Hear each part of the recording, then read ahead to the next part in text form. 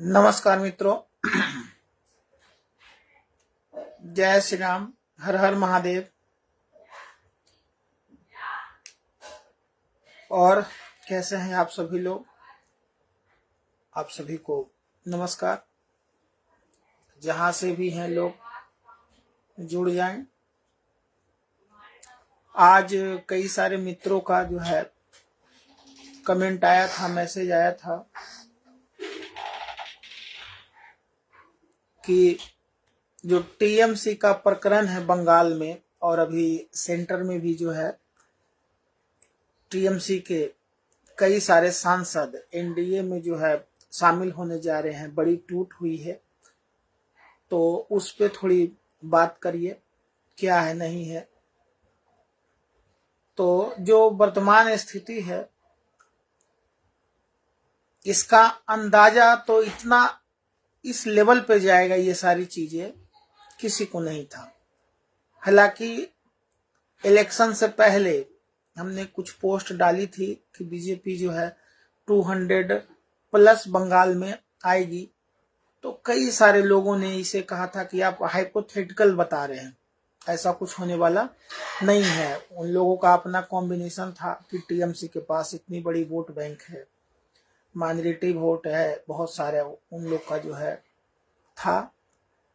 लेकिन जब under current चलता है तो फिर बड़े बड़े जो दरख्त है वो गिर जाते हैं। तो टीएमसी में जो विधायकों की वहां टूट हुई, अलग ग्रुप जो है 58 विधायक वहां पे अलग हो गए, तो वो तो अलग गुट वहां मान्यता मिल गई। सेंटर में इन लोगों के पास कुछ ऑप्शन नहीं है, क्योंकि जो अभी वर्तमान हालात है बंगाल में, मैं अभी रह के भी आया था, 4-5 दिन अभी रह के आया था वहां पे। इवन काउंटिंग के दिन भी मैं वहीं बंगाल में ही था, कोलकाता में ही था, कई जगह पे मैं गया था।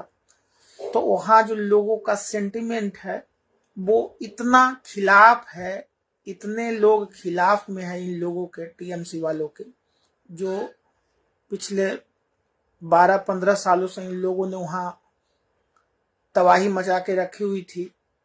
तो लोग उसके खिलाफ हैं। टीएमसी से जुड़ा हुआ कोई भी नेता, चाहे वो विधायक हो, मेंबर ऑफ पार्लियामेंट हो, या फिर कोई पार्षद हो, या फिर कोई संगठन का नेता हो, उन सबों को अब ये एहसास हो गया है कि टीएमसी के बैनर तले अगर हम रहे, चाहे विधायक रहे, एमपी रहे, तो आने वाले समय में हमारा वहां पे जो सर्वाइवल है वो मुश्किल है।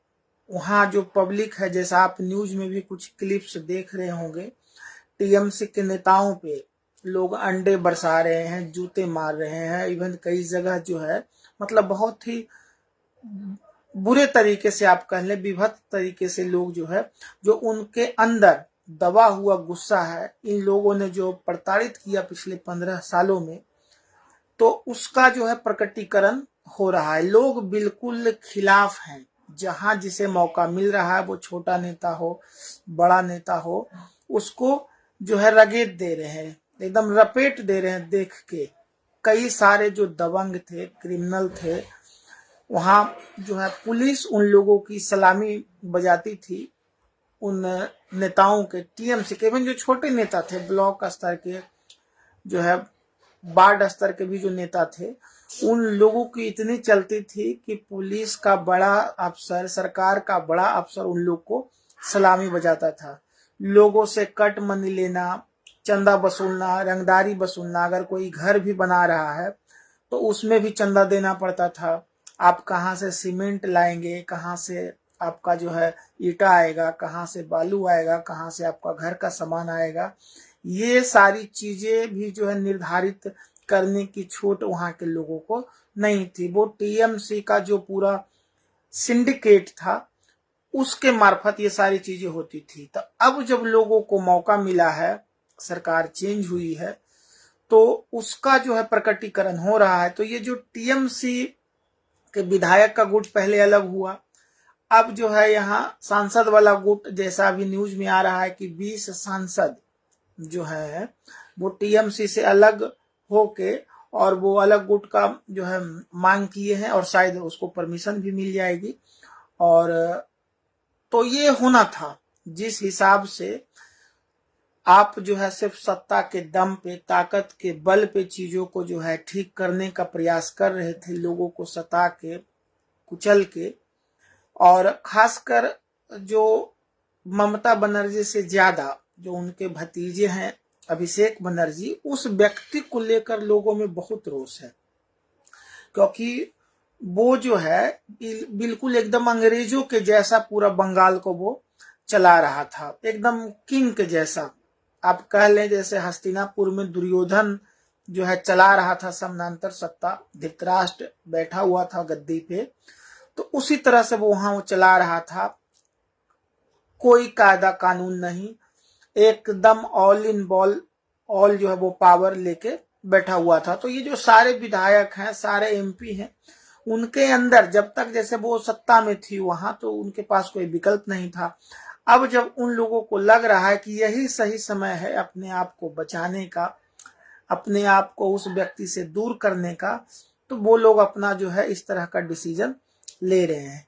अब बात आती है कि इसका असर क्या होगा। तो इसका असर तो होगा, इस बार जैसा बीजेपी को कम सीटें आई लोकसभा में, तो जो परिस्थिति बन रही है कुछ ही दिनों में वो फिर से अपने दम पे 272 का जो है आंकड़ा बीजेपी का हो जाएगा। कई सारे जो एक्सपर्ट हैं इस बात का जो है पहले से भविष्यवाणी करके बैठे हुए हैं। उसमें बिहार के भी हैं, जनता दल यू के कई सारे सांसद हैं, वो भी तैयार बैठे हैं, और भी कई पार्टी के जो है सांसद तैयार बैठे हैं कि कहीं चीजें अगर ऊपर नीचे हुई, कुछ चीजें इधर उधर हुई, तो वो सारा समीकरण सेट हो जाएगा।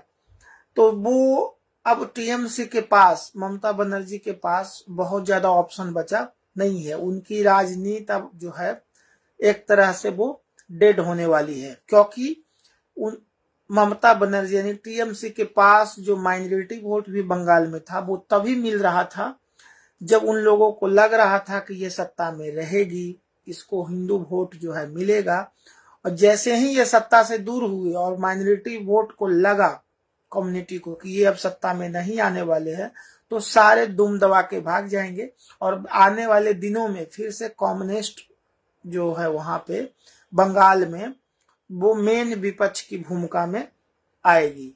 ये हम उस समय भी कुछ पोस्ट में भी डाले थे और एक दो वीडियो में भी ये बातें हमने कही थी कि आने वाले समय में जो है कम्युनिस्ट फिर से विपक्ष की भूमिका में आ जाएगी। और अभी जो फाल्ता का उपचुनाव हुआ था वहां वो समीकरण भी आपको दिखा होगा कि प्रमुख विपक्ष के रूप में जो है कम्युनिस्ट को बहुत अच्छे वोट मिले थे, और टीएमसी के जो है कैंडिडेट थे उनको बहुत ही नॉमिनल वोट मिला था, जमानत तक जब्त हो गई थी।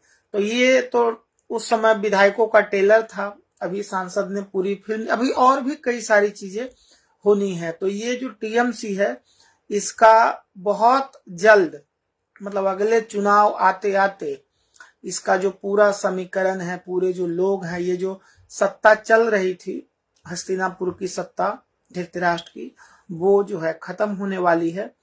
और अभी जो कलकत्ता के मेयर थे, आपने न्यूज सुना होगा, एक समय वो पूरे देश को में, मतलब देश में शरिया लागू करने की बात वो व्यक्ति करता था, मिर्दाद हकीम, और अब वही जो है टीएमसी छोड़ दिया। तो ये लोग ऐसे जो है, आप इसे, इन लोगों को गद्दार कह सकते हैं कि जब तक सत्ता का सुख था लोग सटे हुए थे, जैसे ही सत्ता से पार्टी दूर हुई तो तुरंत डूबते हुए नाव को जो है छोड़कर ये लोग भागना शुरू कर दिए। तो बंगाल से ज्यादा इसका इम्पैक्ट दूसरी जगह पड़ने वाला है मित्रों। अब अगला जो मिशन है वो यूपी है, और मेरा बड़े लोग हैं और भी सारी चीजें वो करें।